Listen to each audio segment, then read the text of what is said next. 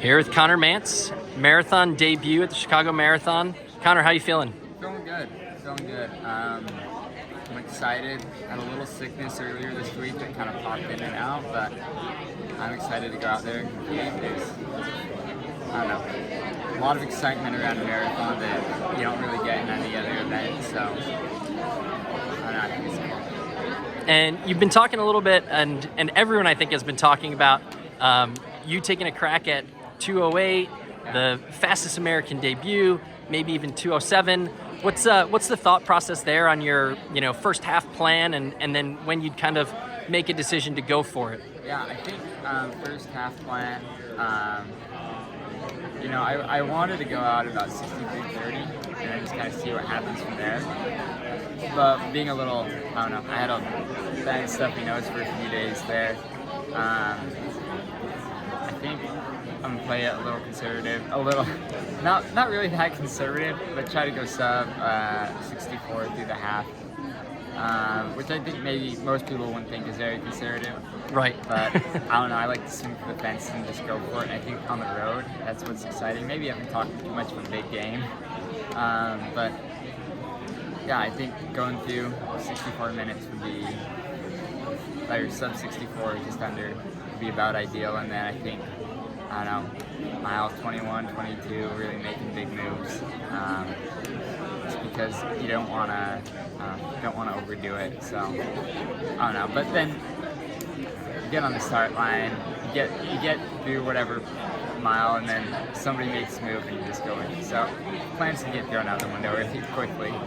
Yeah, and you said when you eventually start talking about swinging for the fences, and you kind of did that throughout your whole college career. Just kind of liked leading from the front. So does that give you a little confidence coming into marathon, knowing that a lot of that race might be run on your own or pushing a pack? Absolutely. I mean, I ran the U.S. half championships last year, and I led, I think, like 12 of the 13 miles. I think Morgan Pearson and Sam Schilling were the only other guys to lead, and Sam didn't take the lead till 11. Only led for about 400 meters in the total race, but yeah, having just a lot of experience in college leading, and then on the roads, I've done a lot of leading, and so I think, if I end up in no man's land, I can just go for it because I know how to lead. Like, I know how to run on my own. I don't need to, go off somebody else's pace. So, while I would prefer a pace there, it's like, if, later stages of the race I'm feeling good, I don't need it. I just race. How familiar have you gotten with the course over the last, couple of months, or even just since you've been here? Have you had a chance to kind of do a course drive and tour it a little bit? Not yet. That's something I want to do.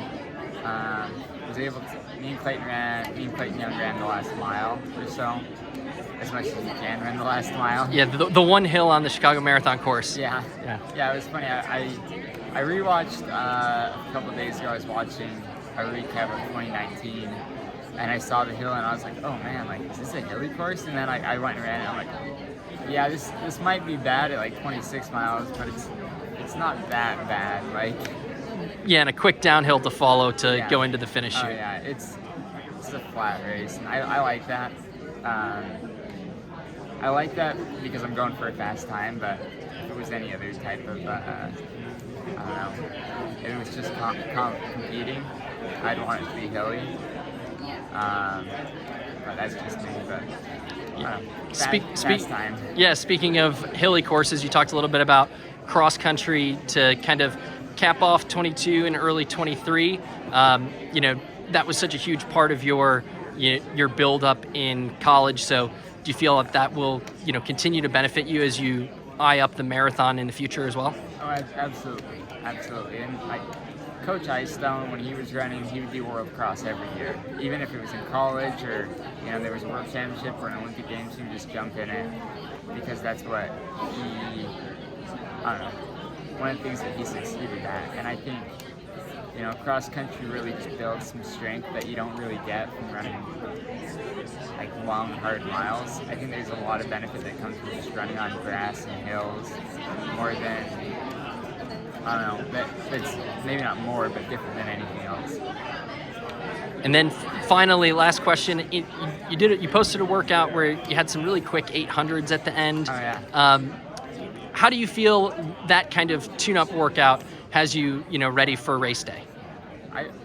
I think it has me ready just because I know the legs are feeling good. If I can run 208 standard 202s and feel smooth for 800s, like I think I'm ready to just run a marathon. Well, maybe that's not the best indicator of a marathon. Definitely isn't, but I think it just helps me know the legs.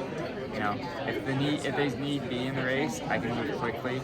I think one thing that cross country and kind of stuff on the track, the way Coach Eisner coaches us, that is different than most other programs, is that we're really good at recovering mid-race. So if there's a move in the race where somebody does a really hard mile push, I think I can recover really quickly and still run pretty quick.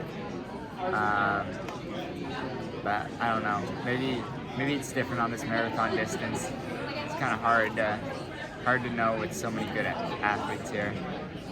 Well, awesome. Thanks for your time. Glad to hear the legs are feeling good, and good luck on Sunday.